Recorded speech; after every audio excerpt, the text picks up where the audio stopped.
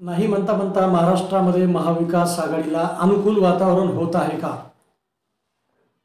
2014च्या लोकसभा निवडणुकीत ज्या पद्धतीने गोपीनाथ मुंडे यांनी छोट्या छोट्या पक्षांची मोठ बांधून सत्ताधारी काँग्रेस व राष्ट्रवादी काँग्रेसला धोबीपछाड केले होते, त्याचप्रमाणे सध्या शरदचंद्र पवार हे मोर्चे बांधणी करत आहेत का? 2014ची पुनरावृत्ती त्यामुळे होणार आहे का? भाजपकडून सध्या शिंदे शिवसेना व राष्ट्रवादी काँग्रेस अजित पवार गटाची कोंडी केली जात असताना त्याचा फायदा उचलायला शरद पवार सरसावले आहेत का? त्याचाच भाग म्हणून छोट्या मोठ्या राजकीय पक्षांना एकत्र करण्यासाठी शरद पवार सध्या प्रयत्नशील आहेत. त्यांनी सध्या गाठीबिटी सुरू केलेल्या आहेत. तसे झाले तर महायुतीला हा सर्वात मोठा धक्का असू शकतो. कारण 2014 मध्ये अशा छोट्या मोठ्या पक्षांना एकत्र करून गोपीनाथ मुंडे यांनी महाराष्ट्रात लोकसभा निवडणुकीमध्ये मोठे यश मिळवले होते. त्यावेळी मुंडे यांच्या विरोधात राष्ट्रवादी काँग्रेस व काँग्रेसची आघाडी होती, ती सत्ताधारी होते. तर आता पवारांच्या विरोधात महायुती आहे व ती महायुती सत्ताधारी आहे. त्यामुळे शरद पवार यांचा मान राखत नेमके कोण कोण त्यांच्यासोबत जाऊ शकतात याचा आढावा आपण या ठिकाणी घेऊया. नमस्कार, आपण पाहतात माणुसकी लाईव्ह न्यूज चॅनल. मी अशोक खाडे. महाराष्ट्राची सध्या राजकीय परिस्थिती पाहता हा व्हिडिओ खूप इंटरेस्टिंग होणार आहे. त्यामुळे आपण माणुसकी लाईव्ह चॅनलला सबस्क्राईब करावं आणि व्हिडिओ शेवटपर्यंत पाहावा. चला तर मूळ विषयाकडे आपण वळूया. पाहूया महाराष्ट्रामध्ये सध्या नेमकी राजकीय परिस्थिती काय आहे. जागा वाटपावरून दोन्हीकडे खूप संभ्रम आहे, गोंधळाचं वातावरण आहे. त्यामुळं एकीकडे महाविकास आघाडीचे जागा वाटप होत असताना दुसरीकडे महायुतीमध्ये सुद्धा जागा वाटपावरून संघर्ष पाहायला मिळत आहे.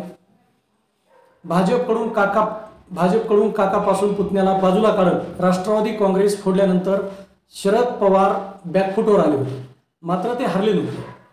निवडणूक आयोग आणि विधानसभा अध्यक्षांकडून पक्षही अजित पवार यांना दिला गेल्यावर पुन्हा नव्या जोमाने नव्या दमाने शरद पवार, राष्ट्रवादी काँग्रेस, शरदचंद्र पवार या पक्षाच्या माध्यमातून शरद पवार यांनी पुन्हा सुरुवात केली. त्यांनी नुसती सुरुवातच केली नाही तर आतापर्यंतच्या राजकारणातील अनुभवानुसार डाव प्रतिडाव टाकत महाविकास आघाडीला बळकटी कशी येईल यासाठी एक एक पावले उचलण्यास सुरुवात केलेली आहे. त्याचाच एक पहिलं पाऊल किंवा त्याची एक सुरुवात म्हणता येईल. कोल्हापूरचे छत्रपती शाहू महाराज यांची त्यांनी भेट घेत खऱ्या अर्थानं सुरुवात केलेली आहे.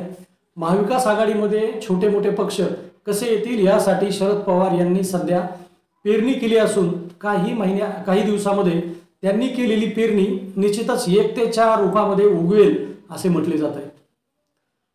शाहू महाराज कोल्हापूरमधून महाविकास आघाडीच्या माध्यमातून निवडणूक जर लढले किंवा लढवणार असल्याने तसं त्यांनी जाहीर स्वतः केलेलं म्हणजे उत्सुकता तशी दाखवली. त्यामुळं छत्रपती संभाजीराजे यांनी निवडणुकीतून माघार घेतली आहे.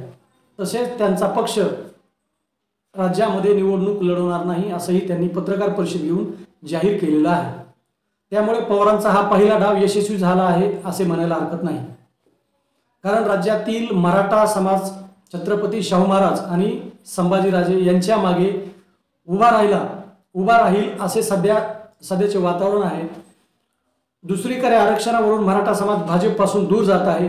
तर कोल्हापूर लोकसभा उमेदवारीच्या माध्यमातून शरद पवार यांनी मराठा समाजाला महाविकास आघाडीच्या जवळ आणले आहे. शाहू महाराजांनी संभाजीराजे यांच्यानंतर शरद पवार यांनी रासप प्रमुख व धनगर समाजाचे नेते महादेव जानकर यांना साथ घातली. महादेव जानकर हे म्हाडामधून निवडणूक लढू शकतात असं म्हटलं जात आहे. जानकर हे आक्रमक आणि अभ्यासू वक्ते असून सभा गाजवण्यामध्ये त्यांचा हातखंडा आहे. 2014च्या निवडणुकीमध्ये गोपीनाथ मुंडे यांनी महादेव जानकर यांचा प्रभावी अस्त्र म्हणून वापर केला होता. त्यात त्यांना मोठे यश आले होते. तोच कित्ता गिरवत शरद पवार यांनी महादेव जानकर यांना महाविकास आघाडीच्या गोटात आणण्याचा प्रयत्न सुरू केलाय. तसे झाले तर भाजपसाठी हा मोठा धक्का असू शकतो. कारण धनगर समाज हा भाजपचा हक्काचा वोट बँक मानला जात होता. देवेंद्र फडणवीस यांनी गोपीचंद पडळकर यांना त्यावेळी पक्षात घेऊन महादेव जानकर यांना पर्याय देण्याचा प्रयत्न केला. मात्र त्यामध्ये पडळकर आणि फडणवीस अपयशी ठरले. उलट महादेव जानकर हे भाजपपासून दुरावले गेले. त्याचाच फायदा आता शरद पवार हे घेण्याच्या तयारीत आहेत. जानकर हे फडणवीस सरकारच्या काळात मंत्री होते, त्यामुळे त्यांना फडणवीस व राज्यातील भाजपच्या नेत्यांच्या बाबतीमध्ये किंवा नेत्यांच्या बाबत बरेच काही खाचखळगे माहीत असावे. पुढे जर ते महाविकास आघाडीबरोबर आले तर आघाडीच्या सवांमधून जानकर फडणवीस व इतर नेत्यांवर जोरदार हल्लाबोल करू शकतात. त्याचा फायदा महाविकास आघाडीला निश्चित होऊ शकतो असंही म्हटलं जात आहे. त्यानंतर शरद पवार हे आपला मोर्चा सदाभाऊ खोत व राजू शेट्टी यांच्यापैकी एकाकडे वळवू शकतात. सदाभाऊ खोत हे फडणवीस सरकारमध्ये मंत्री होते.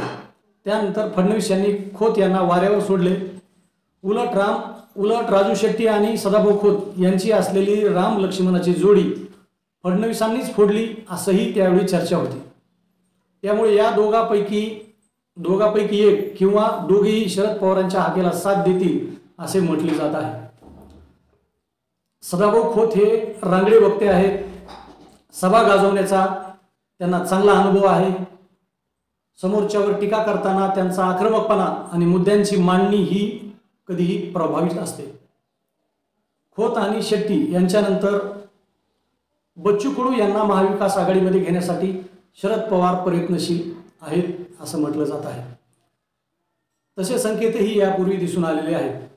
बच्चू कडू हे ठाकरे सरकारमध्ये मंत्री होते. त्यानंतर त्यांनी ठाकरे यांच्याशी फारकत घेत शिंदे सरकारला पाठिंबा दर्शवला. मात्र हाती काहीच लागले नसल्याने अनेक वेळा त्यांनी जाहीरपणे नाराजी व्यक्त केलेली आहे. शिवाय मराठा आरक्षणामध्ये त्यांनी बऱ्याच वेळा मध्यस्थी केली होती, हे आपल्याला सर्व श्रुत आहे. मात्र सरकारने जी आश्वासने त्यावेळी दिली होती ती आश्वासने पूर्ण केली नसल्याने सरकारपासून हात दूर राहणे सध्या तरी बच्चू कडू यांनी पसंत केले. त्यामुळे बच्चू कडू हे महाविकास आघाडीकडे यावीत यासाठी शरद पवार व इतर नेत्यांकडून प्रयत्न केले जाण्याची दाट शक्यता आहे. तसेच वंचित बहुजन आघाडीला सोबत घेण्यासाठी जोरदार प्रयत्न आहेत. त्यासाठी अनेक चर्चा झाल्यात, बैठका झाल्यात.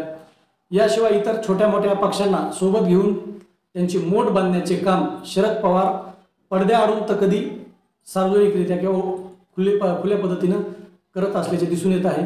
तसे झाले तर महायुतीच्या सर्वच उमेदवारांसमोर तगडे आव्हान उभे केले जाऊ शकते. तसेच बऱ्याच जागेवर धक्कादायक निकाल सुद्धा लागू शकतात असं म्हटलं जात आहे. 2014 मध्ये गोपीनाथ मुंडे यांनी हाच प्रयोग करून धक्कादायक निकाल लावले होते. हे आपल्याला सर्व राज्याला माहीत आहे, कारण दिग्गज नेते त्यावेळी पडले होते. त्याचीच पुनरावृत्ती शरद पवार हे 2024च्या निवडणुकामध्ये तब्बल 10 वर्षानंतर करणार का, याकडे आता सर्वांचं लक्ष लागलं आहे. नेमकं शरद पवारांच्या ह्या सर्व प्रयत्नाला यश येतं का, त्यांना कोण कोण साथ देतं, त्यांच्या हाकेला कोण कोण सहकार्य करतं किंवा त्यांच्या हाकेला कोण धावून जातं, हे सर्व येणाऱ्या काळात निश्चितच कळणार आहे. मात्र ही मोठ बांधण्यात जर यशस्वी झाली तर निश्चितच देवेंद्र फडणवीस यांची दमछाक झाल्याशिवाय राहणार नाही, हेही तेवढं सत्य आहे. कारण शरद पवार एक असं म्हटलं जात होतं पूर्वीच्या काळात, म्हणजे अगोदरच्या 5-10 वर्षामध्ये म्हटलं जात होतं किंवा वारंवार तसं म्हटलं जात आहे की शरद पवार हे नाम ही काफी आहे. त्यामुळे आता येणाऱ्या काळात निश्चितच लोकसभेमध्ये काय होतं, काय निकाल लागतात, दिग्गजांचं नेमकं काय होतं हे लवकरच कळेल. माणुसकी लाईव्ह चॅनलला सबस्क्राईब करा, शेअर करा आणि कमेंट करा. आपण शेअर केलं, कमेंट केलं तर निश्चितच आमचा उत्साह वाढतो. त्यामुळे आपण आता शेअर कराल अशी मी अपेक्षा व्यक्त करतो. धन्यवाद.